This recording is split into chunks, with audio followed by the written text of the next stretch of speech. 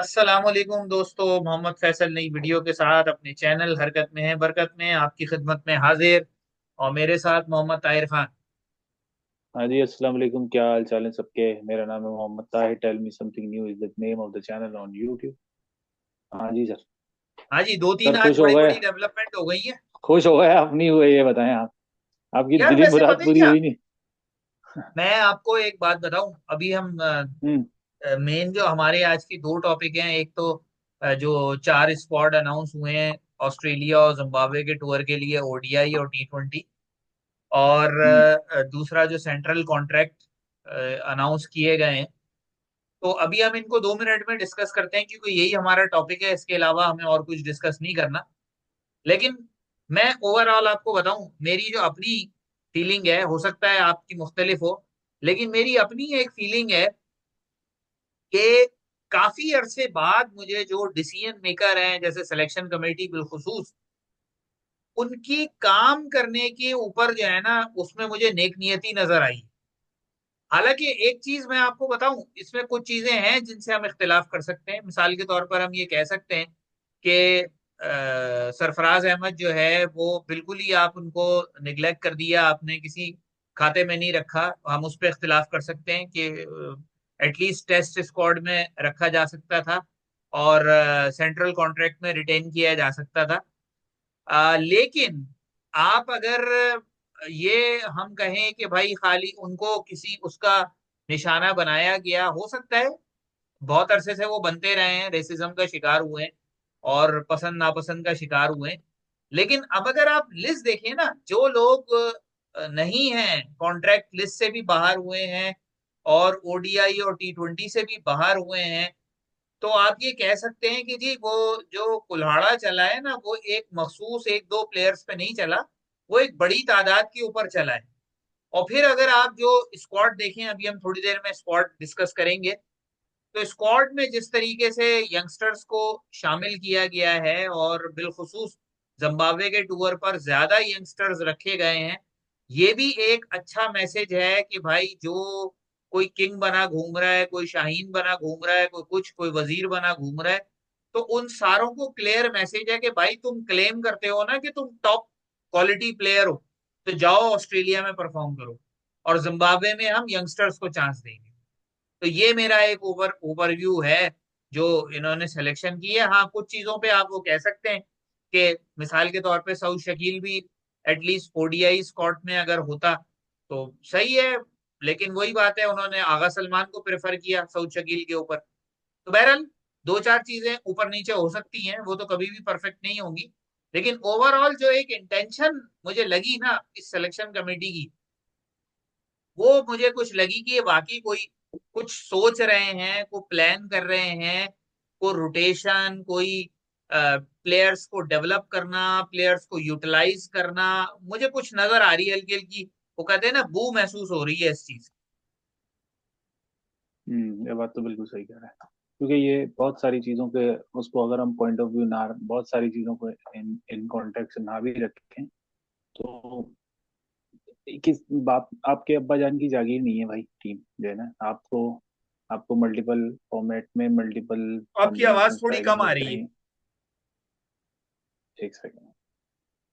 क्योंकि आपके पास players pool ज्यादा है, आप किसी के अब्बा की भी जागी नहीं है। मैं ये कहना चाह रहा था आपको, जो है वो एक पूल मिला है प्लेयर्स का। प्लेयर्स आपके पास हैं, डोमेस्टिक सर्किट से भी आ रहे हैं और इंटरनेशनल में भी परफॉर्मेंस जिन्होंने दी हुई है वो भी आपके पास हैं। तो आप एक अच्छा कॉम्बिनेशन बना सकते हैं दोनों का, कि आप उन लोगों को भी प्लेयर्स को चांस दें जिन्होंने डोमेस्टिक में परफॉर्म किया, चाहे वो वनडे फॉर्मेट हो, चाहे 4 डे फॉर्मेट हो, चाहे टी20 हो।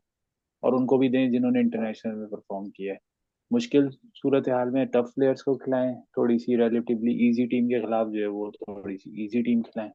मतलब ऐसी टीम जो यंगस्टर्स पे हो, ताकि उनको इंटरनेशनल एक्सपोजर मिले। हमारे बराबर वाली मुल्क की मिसाल आपके सामने है। जिम्बाब्वे का टूर वर्ल्ड कप के फौरन बाद हुआ था, उसमें कोई भी जो विनिंग 11 था सिर्फ उसमें हार्दिक पांड्या शायद था या सूर्या कुमार था। इसके अलावा कोई भी जो है विनिंग कॉम्बिनेशन का टीम में शामिल नहीं था। इसी तरह टीम्स बनती हैं, हर बेंच स्ट्रेंथ और ये सब चीजें इसी तरह से ही मेंटेन होती हैं।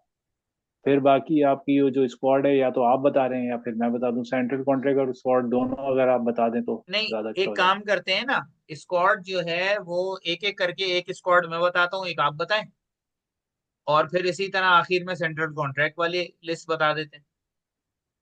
तो सबसे पहले आ जाते मे, हैं भाई मेरे ऑस्ट्रेलिया ख्याल में। से सिर्फ ऑस्ट्रेलिया का बता दें। जिम्बाब्वे का फिर हम जो है ना, मेरे ख्याल से जिम्बाब्वे की जब सीरीज शुरू वाली होगी ना, उसमें कर लेंगे। नहीं, काफी अभी लंबा हो असल जाएगा, में, या तो अभी मैं वीडियो में मैं इसलिए, पैच कर दूं। हाँ, अभी असल में मैं इसलिए डिस्कस करना चाह रहा था क्योंकि ये अभी हम्म, अनाउंस हुए हैं ना, तो थोड़ा कंपैरिजन हो जाएगा कि कौन कौन से प्लेयर हैं जो चारों स्क्वाड में हैं, कुछ प्लेयर ऐसे हैं जो कोई दो स्क्वाड में हैं, कुछ ऐसे हैं जो सिर्फ जिम्बाब्वे के टूर में। तो ज्यादा चलें चलें, टाइम हम नहीं लेते, हम चारों कर लेते हैं।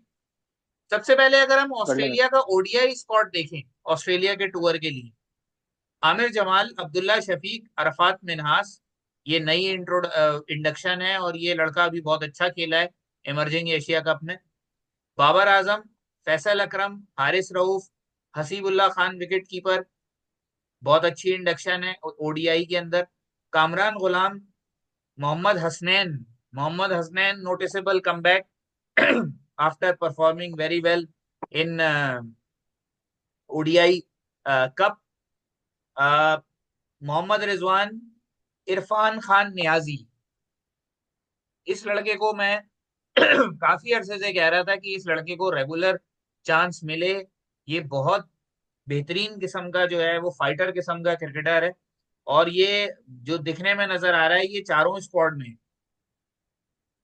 नसीम शाह, साइम अयूब, सलमान अली आगा और शाहीन शाह अफरीदी, हम्म। ये ऑस्ट्रेलिया का ओडीआई स्क्वाड है हाँ, ऑस्ट्रेलिया के काफी टूर के लिए। बैलेंस है। ये काफी बैलेंस है, अगर आप हाँ। देखें फखर के अलावा।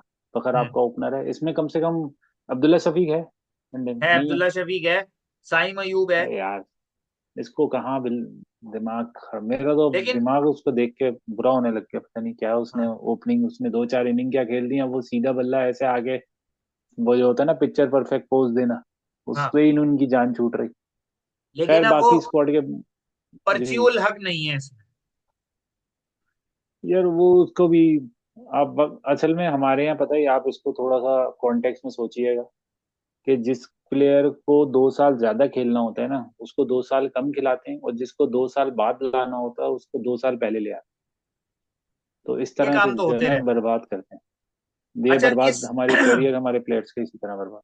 इस टूर में अगर देखें, यानी ओडीआई की टीम अगर देखें, तो इसमें आपके पास जो है वो फास्ट बॉलिंग ऑप्शंस में शाहीन शाह अफरीदी है, नसीम शाह है, और उसके अलावा मोहम्मद हसनैन है हारिस और हारिस रऊफ नहीं है हारिस ना रऊफ। T20 में? ये 4 साल बाद। ओडीआई में भी है।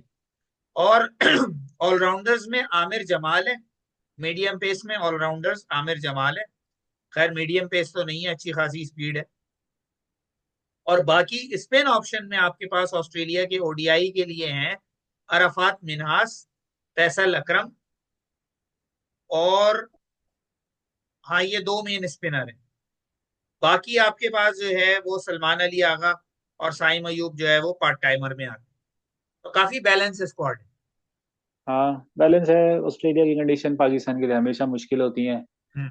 जो ऑस्ट्रेलिया में अपना लोहा मनवा लेता है, उसके लिए थोड़ी सी आसानी हो जाती है, क्योंकि एक मुश्किल कंडीशन, मुश्किल ओपोनेंट, और खास तौर पे वो जो होता है ना आपका इनवर्स बिल्कुल इन्वायरमेंट, क्योंकि हम यहाँ पे दिन हो रहा होता है, वहां पे रात हो रही होती है, तो इस तरह से जो एक अलग बिल्कुल आपको एक्सपेरिमेंट मिलता है ना सब चीजों का, हम्म। वो प्राइसलेस होता है। और बहुत टफ खेलते हैं ऑस्ट्रेलियन, हल्के नहीं होते। हल्के मतलब हाँ। आपको लग रहा होगा इजी मैच है, लेकिन वो आपकी मेंटल स्ट्रेंथ को बढ़ाते हैं। आपको अंदाजा ये हो ही रहा होगा, जो इंडियंस जा जाके हरा रहे हैं इंग्लैंड ऑस्ट्रेलिया हम्म। को, वो इसलिए हरा रहे हैं कि वो मेंटल टफनेस को मैच कर रहे हैं ऑस्ट्रेलिया से। अच्छा जी, अब जल्दी से आ जाएं ऑस्ट्रेलिया की T20 टीम के ऊपर ऑस्ट्रेलियन टूर के लिए। अरफात हम्म। मिन्हास, बाबर आजम, हारिस रऊफ, हसीबुल्ला खान, जहादात खान की इंडक्शन हुई यहाँ पे T20 में। मोहम्मद अब्बास आफरीदी है T20 में।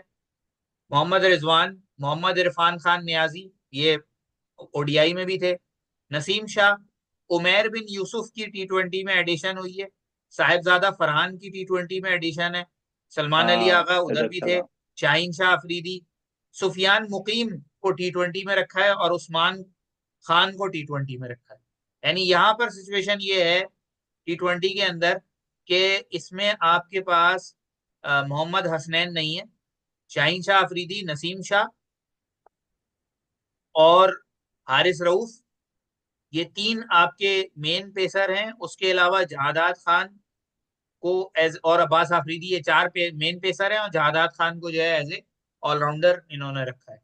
तो ये भी काफी बैलेंस हम्म। स्क्वाड है, अच्छा है। अभी मोहम्मद हसनैन को टी20 में आजमाने वाला काम यहाँ पे नहीं किया है इन्होंने। ऑस्ट्रेलिया में एक ओडीआई फॉर्मेट में परफॉर्म करके आया है, तो ऑस्ट्रेलिया में सिर्फ ओडीआई ही खिला रहे हैं। और आगे फिर वो टी20 और ओडीआई दोनों में है जिम्बाब्वे के लिए। तो ये स्क्वाड भी हाँ काफी, अच्छा है ना। यानी इसमें फैसल अकरम नहीं है, और इसमें सुफियान मुकीम है, और इसमें उस्मान खान हम्म। है टी20 के अंदर, अब्दुल्ला शफीक नहीं है। तो ये हाँ डिफरेंस उस्मान है यहाँ। खान, वही मैं पूछने वाला था, वो जो पैराशूट लगा के आया था वो किधर है? उसको हाँ, इधर वो टी चांस दिया ट्वेंटी है। में, उस्मान खान टी हम्म। ट्वेंटी में। वो लाहौर कलंदर का भी है ना बेसिकली, है ना? उस्मान खान तो मुल्तान का है। अच्छा, मुल्तान सुल्ताना, हाँ। हाँ। अच्छा जी, उसके बाद आ जाए जिम्बाब्वे के ओडीआईस। आमिर जमाल, अब्दुल्ला शफीक, अबरार अहमद को यहाँ डाला है। बहुत अच्छा काम किया, बजाय इसके कि ऑस्ट्रेलिया भेजते। और वैसे ही वो अब ना खेल खेल के इतना उसका कॉन्फिडेंस शैटर्ड है। बहुत अच्छा काम किया है कि उसको जिम्बाब्वे के खिलाफ चांस देंगे। अहमद दानियाल, हाँ ये यहाँ से लड़का थोड़ा देखा है। अंदाजा होता है कि भाई ये जो है ना, अब यहाँ पर आकिब जावेद ने अपना लाहौर कलंदर्स वगैरह का कोई मामला बनाया है, क्योंकि अहमद दानियाल काफी अरसे से लाहौर कलंदर्स के साथ है, अंदर बाहर होता रहता है, कभी रेगुलर जगह नहीं है। लेकिन यहाँ पर जिम्बाब्वे में चांस देने की बात हो रही है। फैसल अकरम दोबारा है यहाँ पर, वहां पर भी ओडीआई में थे, यहाँ पे भी ओडीआई में। हारिस रऊफ है, हसीबुल्ला खान है, कामरान गुलाम को यहाँ टी ओडीआई में बिल्कुल सही है, दोनों जगह ओडीआई खिलाए। मोहम्मद हसनैन है, मोहम्मद रिजवान है, इरफान नियाजी, बहुत अच्छी बात है, इरफान नियाजी को सारे फॉर्मेट में रखा है। साइम अयूब, सलमान अली आगा, शाहनवाज दहानी। यानी हाँ। इन इन चीजों से ये अंदाजा होता है कि सिलेक्शन कमेटी ये सोच रही है कि हमने जो भी केपेबल प्लेयर है, हर प्लेयर को अपने रडार में रखना है और उसको कहीं ना कहीं चांस देना है। ये नहीं करना कि 15 बिल- लोगों को खिला खिला के फारिग कर दो और बाकी 15 लोगों को बिठा बिठा के फारिग कर दो। जो काम इन्होंने सरफराज और रिजवान के केस में किया, कि रिजवान को खिला खिला के ऐसा कर दिया है कि वो कभी भी फिट नहीं होता, हमेशा अपनी थाई पकड़ के खड़ा रहता है, और सरफराज को बिठा बिठा के फारिग कर दिया। तो ये और बहरहाल एक परफॉर्म भी अच्छी नहीं कर अप्रोच है। परफॉर्म भी और नहीं कर आखिरी जो रह गया वो तैयब ताहिर। तो हाँ वो तैयब दोनों ताहिर स्क्वाड को, में जिम्बाब्वे। हाँ, जिम्बाब्वे के ओडीआई स्क्वाड में बिल्कुल ठीक है कि जहां ऑस्ट्रेलिया में हम्म। चांस ना बने। और जिम्बाब्वे की स्क्वाड में एक अच्छी बात यह है कि ना नसीम शाह है, ना शाहीन शाह है, और ना बाबर। ये बहुत हाँ अच्छी जानशूटी। बात है कि आप क्लेम करते हैं कि जी, खैर क्लेम क्या, बाबर तो है, लेकिन शाहीन क्लेम करता है कि जी मैं नंबर 1 हूं और मैं, और मुझे ऑलराउंडर कहो। तो भाई ठीक है, आप क्लेम करते हैं कि आप बहुत पहुंची हुई चीज हैं, तो ऑस्ट्रेलिया जाइए और परफॉर्म कीजिए। आखिरी स्क्वाड जो हाँ। है वो टी20 जिम्बाब्वे टूर। अहमद दानियाल, अरफात मिनहास, हारिस रऊफ, हसीबुल्ला खान, जहादात खान, मोहम्मद अब्बास आफरीदी, मोहम्मद हसनैन, मोहम्मद इरफान खान, उमैर बिन यूसुफ, कासिम अकरम। कासिम अकरम की यहाँ एडिशन हुई है, अच्छी बात है। साहिबजादा फरहान, सलमान अली आगा, सुफियान मुकीम, तैयब ताहिर, उस्मान खान।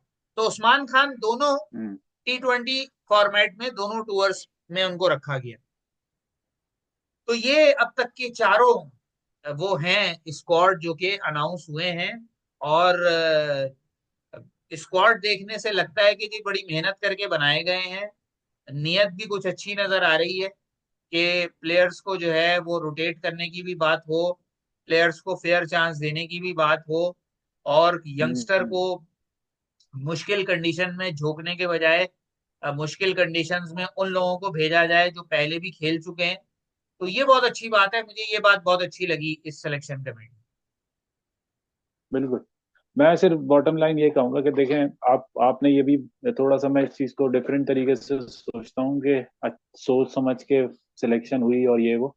आप किसी गली वाले को भी रोक के पूछेंगे ना यार, पाकिस्तान की टीम के अंदर कौन से प्लेयर्स खेलने चाहिए वनडे और टी20 में, तो एटलीस्ट तो वो बता देगा यार कि यार ये इसको खेलना चाहिए और इसको नहीं, और कप्तान इसको। शादाब से जान छूटी है, आपने अभी दो नफिल पढ़ने हैं। शायद उसामा मीर बेचारा, वो तो अब रिटायरमेंट ले चुका है। उस्मान कादिर जो है वो भी भाई इस रिटायर ले चुका है। मैं आपको बताऊं, ये एक लिस्ट मैं बता दूं पहले आपको जिनसे जान छूटी है, ताकि फिर हम एक ही दफा नफिल पढ़ लें। फखर जमान तो बहरहाल वक्ती तौर पर है मामला, जो भी क्रिकेट बोर्ड के साथ उनके मामला चले हैं, वो यकीनन एक डायरेक्टर की नाराजगी का शिकार हुए। इमामुल हक, मोहम्मद नवाज, इमाद वसीम, फहीम अशरफ, हसन अली। और असल नफिल पढ़ने वाली बात जो है वो इफ्तिखार चाचा के ऊपर है। यार मोहम्मद देखे हमने हारिस। 8 साल उस बंदे, 8 9 साल उस बंदे को खिलाया। आप सोचे हमारी कहाँ होती क्रिकेट, उनमें कितने प्लेयर्स के कैरियर बर्बाद हो गए। हाँ, मोहम्मद हारिस, शाहनवाज दहानी, उसामा मीर, जमान खान। शाहनवाज दहानी इसमें कॉन्ट्रैक्टेड लिस्ट से बाहर हुए, लेकिन जिम्बाब्वे के हाँ टूर पर उनको लेकिन रखा गया है। नहीं, ये भी सही है भाई, मुल्क के लिए खेलो। पैसा चाहिए ना आपको, पैसा दो। कॉन्ट्रैक्ट नहीं मिलेगा, पैसा लो, आप अच्छी हाँ परफॉर्मेंस दो। फोर्स करो कि वो आपको कॉन्ट्रैक्ट दें, जैसे सैफी भाई ने दिया। हाँ। सैफी भाई को अल्लाह ताला उनको जहन्नुम रसीद करे, जिन्होंने उन्हें कैटेगरी डी में डाला था। हम्म, वो फोर्स किया कि उन्होंने कैटेगरी बी में लेकर आओ। अब वो सिर्फ दो जो है वो दोस्ती यारी ग्रुप के ग्रुप ए में, बाकी ग्रुप बी में चले गए हैं, और बाकी सी डी में लाइन लगी पड़ी है। सी में कम है लोग, लेकिन डी में लाइन लगी पड़ी है, सारे नए वए सब डाल दिए उन्होंने। हाँ। खैर ये दोनों स्क्वाड से मोर और लेस मैं और फैसल साहब जो है इत्तेफाक करते हैं, तो बहुत मुश्किल होता है कि हमसे कोई अप्रूवल लिया जाए। लेकिन हम अप्रूव करते हैं कि मोर और लेस जो है ना, वो ये कुछ काम हो गया है, कुछ धंधा धंधा पानी समझ में आ रहा है कि शायद कुछ धंधा पानी वहां जाके बन जाए। असल में देखें। फिर एक जो चीज इसमें सबसे ज्यादा इंपॉर्टेंट है, बस एक सेकंड। हम्म, जो इसमें चीज सबसे ज्यादा इंपॉर्टेंट है कि अगर आपका नाम बड़ा है ना, तो आप बड़ी टीम के साथ खराब परफॉर्मेंस करें और आप जाके अपना फैमिली के साथ टाइम गुजारें। जिम्बाब्वे और वेस्ट इंडीज भी मैं समझता हूँ, बांग्लादेश से हम कैसे हार गए मुझे अभी तक समझ में नहीं आ रहा। जिस तरह बांग्लादेश खेल रहा है अपने मुल्क में, या वो उस गुबार से ही नहीं निकले जो इंडिया से उन्होंने 2.5 दिन में टेस्ट मैच हारा है। और अब अभी साउथ अफ्रीका से इतनी बुरी तरह शिकस्त हुई है। हम कैसे 2 टेस्ट हार गए, हमें यकीन नहीं आ रहा। क्लियर थिंकिंग कि भाई मुझे इस प्लेयर को यूज करना है, मुझे इससे रन चाहिए। असल में ये प्रोफेशनल स्पोर्ट में होता ही है कि अगर आपके पास ओपोनेंट हल्का हो ना, तो आपकी जो बॉडी होती है ना वो पूरी वो इजी हो जाती है। हम्म, उसको ये होता है कि यार मैं ज्यादा मेहनत ना भी करूं तो शायद स्कोर कर लूं। हम्म, ये न्यूजीलैंड इंडिया के टेस्ट मैच में हुआ है, 2 टेस्ट मैच। वो समझ रहे थे आराम से हरा लेंगे, स्पिनिंग विकेट है, 3 स्पिनर पहले मैच में भी, 3 स्पिनर दूसरे मैच में भी खिला देते हैं, जीत जाएंगे। बस उतार दो टीम, जीत जाएंगे। हम्म। क्रिकेट के लिए बहुत मुश्किल है, आप सर्टिनिटी से कहते हो। न्यूजीलैंड ने इम्प्लीमेंट किए प्लान्स तो जीते। क्या हाँ, प्लान थे? फिर आपने रन बनाने नहीं देने। जिनको जो रन बनाने वाले हैं वो तो बनाएंगे, उनको उस प्लानिंग को तोड़ना पड़ेगा। और फील्डिंग आप न्यूजीलैंड की आप इरिप्लेसेबल, आप उसको नहीं कर सकते। पाकिस्तान को ऑस्ट्रेलिया में जाके, क्योंकि अब ज्यादा दिन नहीं है, 8 9 दिन ही रह गए हैं। आठ, अगले मंडे को शायद पाकिस्तान का पहला जो है वो मंडे है। 3 तो या अगर 4 आप तारीख को है। हम यहाँ पे 4 की सुबह होगी, 3:30 बजे, यानी वहां पे शाम हो रही होगी शायद। T20 3:30 सुबह हो रही होगी, वनडे है मंडे के। यहाँ का मंडे होगा वो, पता नहीं वो क्या होगा, वहाँ ट्यूसडे होगा क्या होगा, खैर। तो ये सिनेरियो होगा। अगर आप सिर्फ ये सोच लें कि आपकी जो टीम है, अगर आपने उसको कॉन्फिडेंस दिया है, तो यही लड़के जाके आपको फ्यूचर में परफॉर्म करेंगे। आपको इंजरी पे ये ढूंढना नहीं पड़ेगा कि यार मेरे पास कोई रिप्लेसमेंट है इसकी नहीं, क्योंकि इंटरनेशनल प्लेयर जब तक अपनी जान नहीं लगाएगा ना, फिट नहीं होता। अगर वो नॉर्मल बिल्कुल। क्रिकेट खेलता रहे ना, मतलब जिसे क्लूलेस कहते हैं कि यार कोई बात नहीं, परफॉर्मेंस का प्रेशर नहीं है। जब परफॉर्मेंस का प्रेशर पड़ता है तो अनफिट होते हैं प्लेयर। हाँ, तो बस ये हो इसको तो हम हो गया मामले सर को अब। यहीं तक रखते हैं, ये हाँ जी। सिलेक्शन वाले मामले को। कि जिस बात पर हम हमेशा कहते रहे कि भाई जो भी आप डिसीजन लेते हैं, जरूरी नहीं है कि उस डिसीजन से हर कोई मुत्तफिक हो, आप सबको बिल खुश नहीं कर सकते। लेकिन अगर आपके डिसीजन से इंटेंशन, अच्छी इंटेंशन नजर आती है, तो दैट इज एक्सेप्टेबल। यानी यहाँ हमें नजर और आ रहा है कि हाँ सेंट्रल कॉन्ट्रैक्ट में कई ऐसे प्लेयर हैं जो एक दो लोग हो सकते थे उनको रिटेन किया जा सकता था, लेकिन बहरहाल उनको नहीं किया गया। ठीक है, क्योंकि 7 8 ऐसे प्लेयर्स को भी रिटेन नहीं किया गया जिनको वाकई नहीं करना चाहिए। तो इससे बिल अंदाजा होता है कि जी एक जो गुड इंटेंशन इन्वॉल्व है इस तरह की डिसीजन मेकिंग। बिल्कुल। और ये अगर, क्योंकि मैं गलत आकिब भाई से रिक्वेस्ट करूंगा, क्योंकि लास्ट है बिल्कुल ये, कि आप भाई कोच वोच का रोल ना लेना। आप सिलेक्टर जाओ या फिर और ऊपर जाओ, किसी डायरेक्टर लेवल पर हो। क्योंकि ये बंदा जो है ना, थोड़ा सा वर्क जो है ना बाय फोर्स करवाता है लोगों से। इसमें तो एक इसको चीज मैं मैं नहीं आपको कहूंगा और कि ऐड करूं, जाए और जाके जो है। इसमें एक चीज जी मैं जी। आपको और ऐड करूं। मसला इस वक्त यही है कि जो क्रिकेट बोर्ड का चेयरमैन है वो भी एक, आप समझ लें कि काबिज लोगों में से ही एक शख्स है कभी। बाय और जो काबिज लोग होते बाय हैं फोर्स है, हाँ। उनके कभी कभार डिसीजन बहुत अच्छे होते हैं, बंदा अशश कर उठता है कि यार क्या डिसीजन लिया है। और कई डिसीजन ऐसे होते हैं कि बंदा कहता है भाई ये क्या किया है। तो इस वजह से अगर यही, यानी भाई जैसे उसने आकिब जावेद की उसने एक जितना एक साल स्ट्रेटेजी, में बर्बाद किया है ना ये। हाँ, हाँ। जो कामयाब हुई, जी जी। तो अब ये ना हो जो हमारे आमतौर पर होता है कि जिसको बस अब, यानी सब कुछ आप उसके हाथ में दे दें कि भाई सब कुछ तू कर। तो जब आप सब कुछ एक बंदे के हाथ में दे देते हैं तो फिर खराबी शुरू हो जाती है।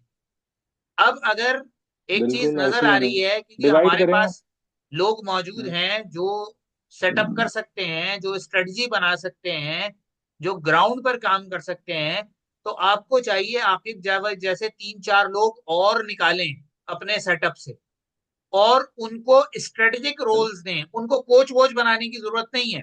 मिसाल के तौर पर आकिब जावेद के अलावा आप आमिर सुहेल को लाएं हेल्म ऑफ अफेयर्स में, आप राशिद लतीफ को लाएं, आप डोमेस्टिक से उन कोचेस को लाएं जो नीचे से प्लेयर्स के साथ काम करते हैं, जैसे मुल्तान का कोच है अब्दुल रहमान, उसके अलावा मोहम्मद मसरूर, इस तरह के लोगों को आप लाएं और इनको इन्वॉल्व करें कि भाई हमें प्लान बना के दो, हमें स्ट्रेटजी बना के दो, हमें लड़के नीचे से निकाल के दो, उनको तैयार करने का पूरा प्लान बना के दो और ये काम आपने करना। किसी एक बंदे के हाथ में दे देंगे हाँ तो बस, फिर लेकिन वही होगा, ये एक,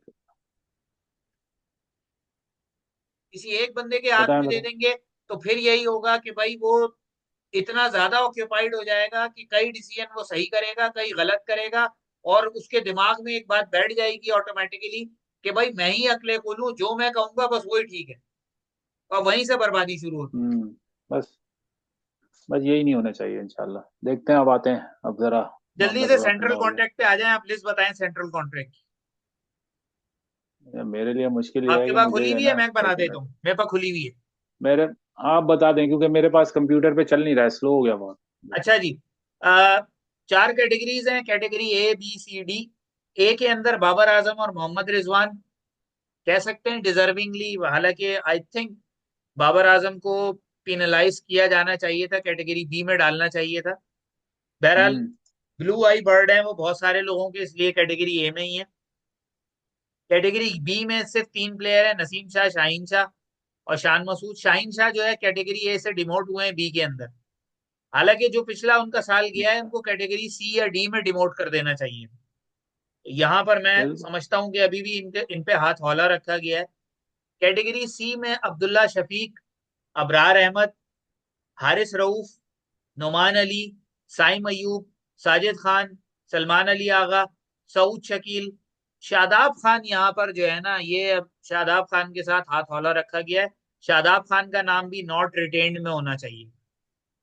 तो ये एक, आप कह लें कि एक तरह से जो है वो हाथ हौला रखा गया है, शायद इस्लामाबाद यूनाइटेड ने अपना कोई हिसाब किताब लगाया कि हमारा कप्तान है, इसको ना बाहर करना।